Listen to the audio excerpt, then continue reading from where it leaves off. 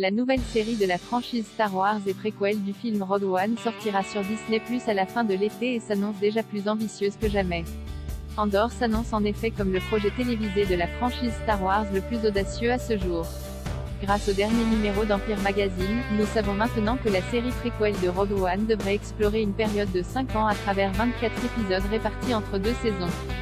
La saison 1 se consacrera à la première année du mandat de Cassian Andor, joué par Diego Luna, également producteur exécutif du show, en tant qu'espion pour l'Alliance Rebelle en herbe, tandis que la saison 2, déjà commandée, se concentrera quant à elle aux 4 autres années.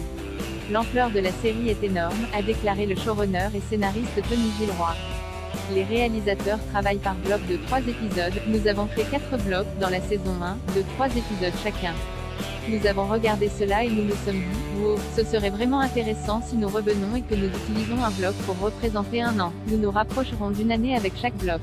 C'est une histoire intense et épique avec une énorme distribution d'ensemble et de très nombreux personnages que vous rencontrez sur le chemin de Cassian Andor, a ajouté la productrice exécutive Sam Bollenberg. Nous suivons ces années de formation particulière de la Rébellion, ainsi que de l'Empire. C'est toujours un moment extraordinaire où les gens sont sous pression pour se réveiller et défendre qui ils sont, et sont prêts à faire des sacrifices. Comme le film qu'il a engendré, le show opte pour une approche plus terre-à-terre, de la galaxie lointaine légendaire et adorée. Ici pas de Jedi maniant des sabres laser et faisant confiance à une force invisible. Au lieu de cela, c'est une histoire fondée sur des citoyens ordinaires essayant de se débarrasser d'une dictature fasciste qui est présentée.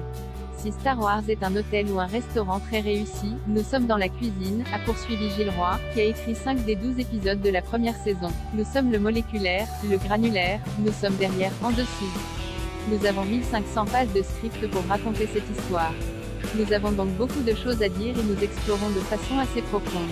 En plus de son protagoniste titulaire, la série présentera également le retour du droïde impérial impertinent, K2SO, doublé par Alan Tudyk, le combattant de la résistance non conformiste Sogeraa, Forrest Whitaker, et le futur chef de l'Alliance Rebelle, Mon Mothma, Geneviève O'Reilly. Quand nous commençons Andor, elle est empêtrée dans l'Empire, a déclaré O'Reilly à propos de son personnage qui, après son temps en tant que membre du Sénat galactique, est convaincu qu'un mouvement clandestin est le seul moyen d'instaurer un véritable changement. Stellan Skarsgård, Dune, Fiona Shaw, Harry Potter, Denise Goff, Robin des Bois, Adria Arjona, Morbius, Kyle Chollier, Paul Dark, et Robert Hamm, His Dark Materials, seront également de la partie dans des rôles qui n'ont toutefois pas encore été révélés. Andor fera ses débuts avec 2 épisodes le mercredi 31 août prochain sur Disney+. Andor, saison 1 bonus beau dans les